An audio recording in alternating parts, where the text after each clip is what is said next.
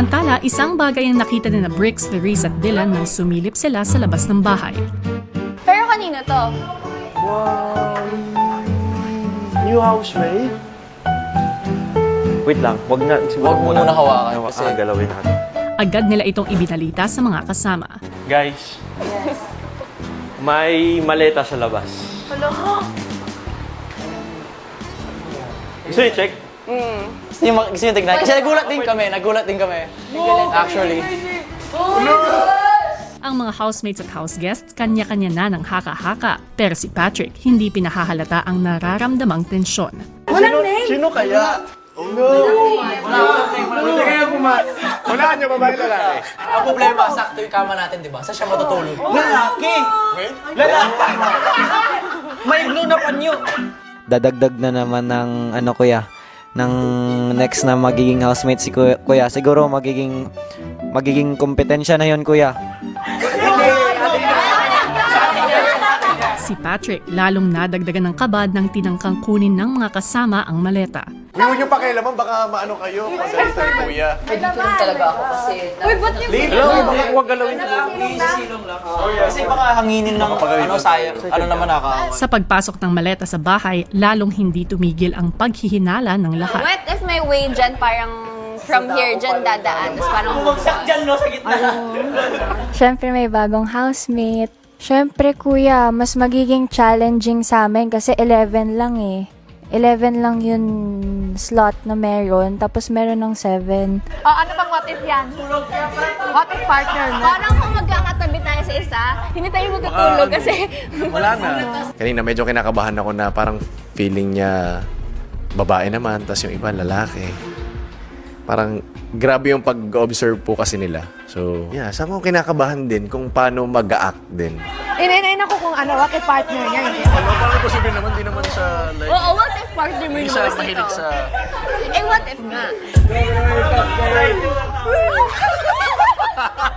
Ano ulit? Maya-maya pa, si Noemi may iminungkahi naman sa mga kasama. Ayaw niyo bang buksan to? Kaya nga eh, yun yung... Buksan natin! Gusto niyo buksan natin? Hello? Curious ba kayo niyo buksan yon? Alin? Ayun, eto. Yung bag? Bag. Ayoko. Pwede ba? Marami akong iniisip. May bagong housemates or house guest na darating or may bibisita na related sa isa sa amin. Parang invasion of ano. Hindi. Kasi... Nasa posisyon niya, hindi Oo, ayoko, din hindi natin ko pakialaman. pakialaman ng iba yung mga gamit natin. Huwag niyong bubuksan. So let's Ayoko. just wait dun sa owner. Wala namang name. Hindi ako nagtitisyo, hindi ako iyak. Walang name. Wala pa kasi si Kuya sinasabi, parang huwag tayong mangialam. Ayoko pong galawin nila yung gamit niya kasi kilala ko po siya. Baka po mainis siya, like pinakailaman yung gamit niya ng walang pahintulot. Pagising nila kinabukasan, ang maleta pa rin ang bumabagabag sa lahat. Good morning. Walang good sa morning kasi hindi pa din natin nakita ang may-ari. Morning lang. Walang Morning lang. morning. Hindi naman matatakot, parang maninibago na naman po kasi may bagong papasok na housemate. Tsaka masaya naman na po siguro na nakasama din siya. Sa hapagkainan, ang mga natitirang official housemate slots naman ang pinag-usapan ng iba. 4 slots na lang. Tama ba? Oo, 4 na lang. 4 slots. Ito gamitin natin.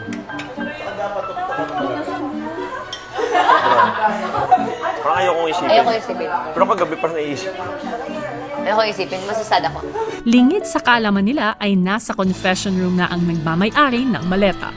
Dingdong, nung huli tayong nag-usap dito sa confession room, napupuno pa ng hindi kasiguraduhan ang iyong kapalaran. Opo.